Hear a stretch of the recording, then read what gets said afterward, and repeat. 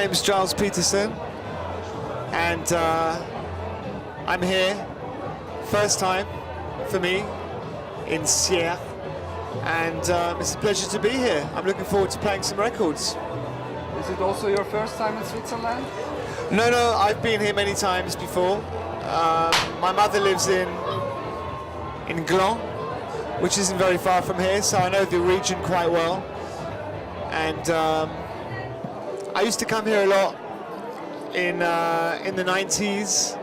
I used to do a lot of work for the Montreux Jazz Festival and on Couleur 3 and lots of clubs from Le Mad to the Dolce Vita in Lausanne. So this is a kind of comfortable place for me. Is there a huge difference in the audience, or how do you feel a Swiss audience? Yeah, I mean, Switzerland is quite interesting because it changes a lot between the different parts of Switzerland. So, for example, playing in Zurich is pretty different to playing in Lausanne. But I find that because I'm on the radio, a lot of people know more or less the kind of music that I play, and so I always get a lot of good feedback. So it's always really nice to come here. But never eat a fondue before you DJ. You know, that's not a clever idea. You have to eat light foods.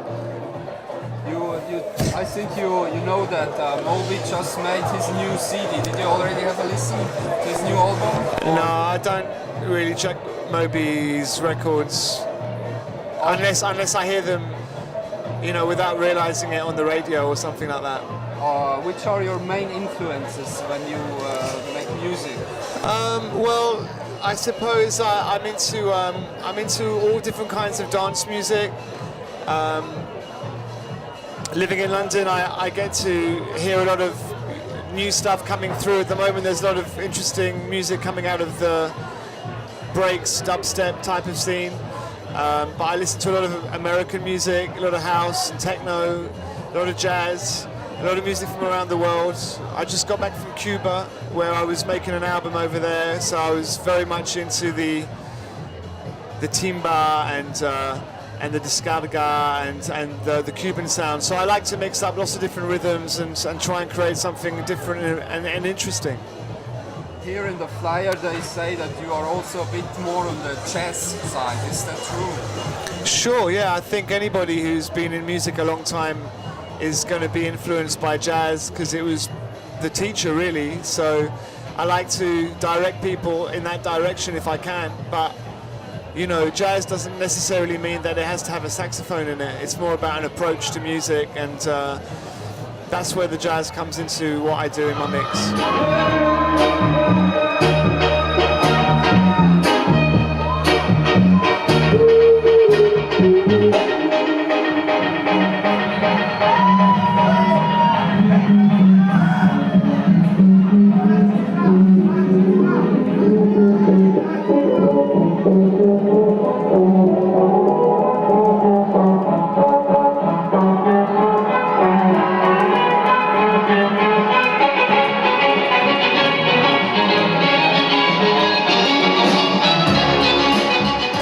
Everybody's a DJ these days, so I don't think making the crowd dance is necessarily the first thing that you want to do. It's all about trying to emotionally connect with people.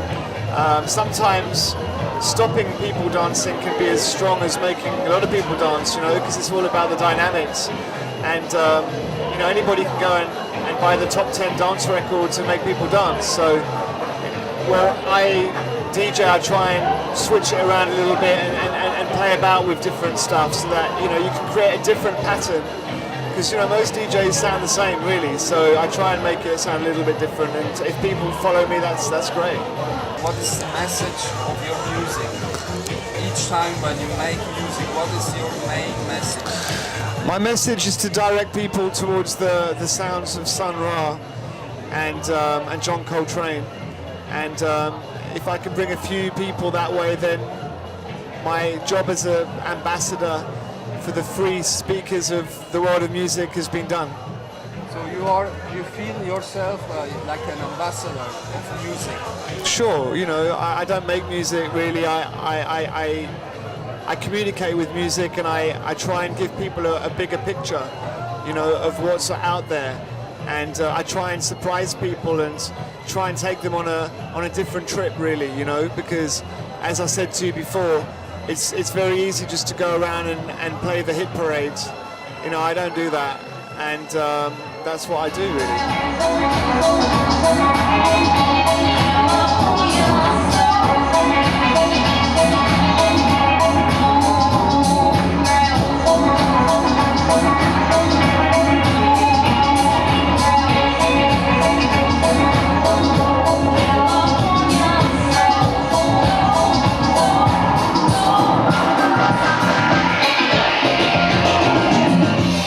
Switzerland as a country of cleanness that is just maybe superficial. Can you say something about that? Well, I think that Switzerland's always been a very progressive country in a way. I think that cleanliness is an important part of you know, of presentation, and I like that.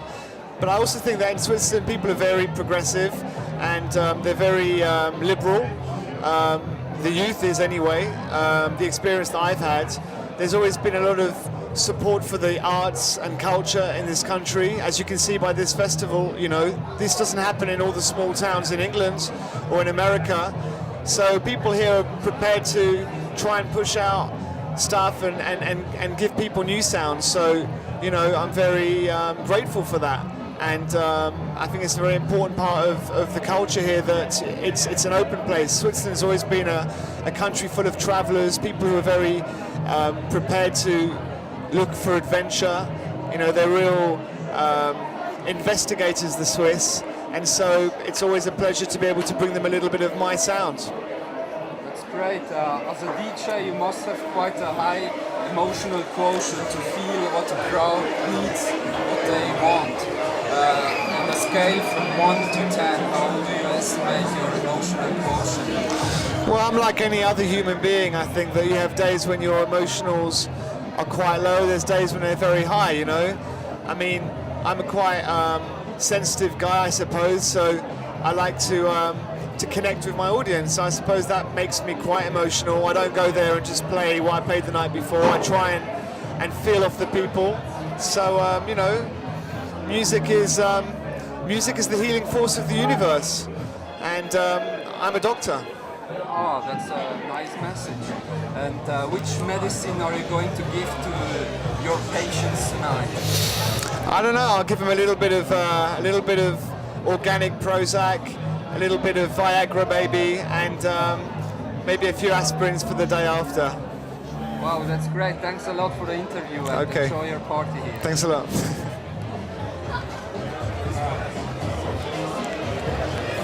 It's great. All right, nice.